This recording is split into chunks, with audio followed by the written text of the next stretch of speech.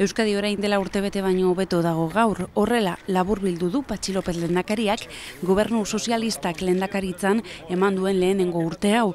12 hilabete hauetan gauza asko aldatu dira Euskadin eta iragarpen katastrofikoak gorabehera euskal gizarteak erakutsi ditu bere arduratasuna eta heldutasuna zeren normaltasunez hartu baitu gobernu aldaketa. Lehendakariak azpimarratu duenez, bere gobernuak erakutsi du aurten badakiela ondo kudeatzen izan ere krisiaren kontrako laguntzak, programak, neurriak eta planak emaitzak lortzen ari dira.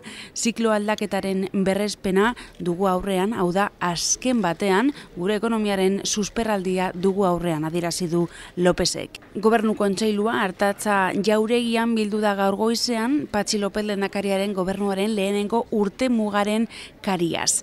Lehendakaria 9 sailburuekin bildu da, Bernabeun da ezin izan da etorri, gobernu sozialistak 12 hilabete hauetan lortutako emaitza eta balorapenen balantzea egiteko. Etarekin amaitzen ari gara. Gutxi falta da. Baina azken alegin bat beharrezkoa da. Euskal herritar guztiei etaren kontra jarrera hartze garbia eskatzen diet. Inor ezin da terrorismoarekin neutrala izan. Baina gobernatzea zerbitzu publikoak kudeatzea da baita ere. Eta guk kudeatzen dakigula erakutsi dugu. Krisia sufritzen duten pertsonentzat laguntzat handitu ditugu. Hezkuntza eta osasungintza zerbitzuak handitu ditugu.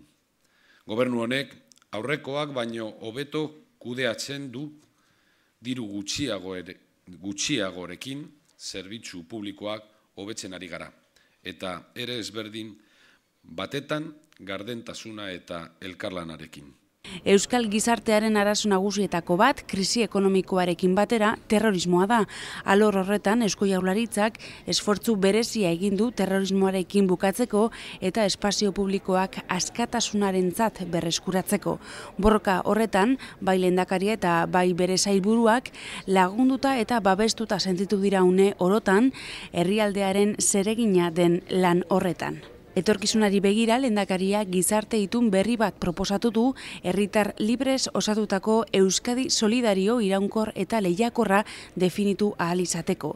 Erantzunkidetasunean oinarritutako Euskadi.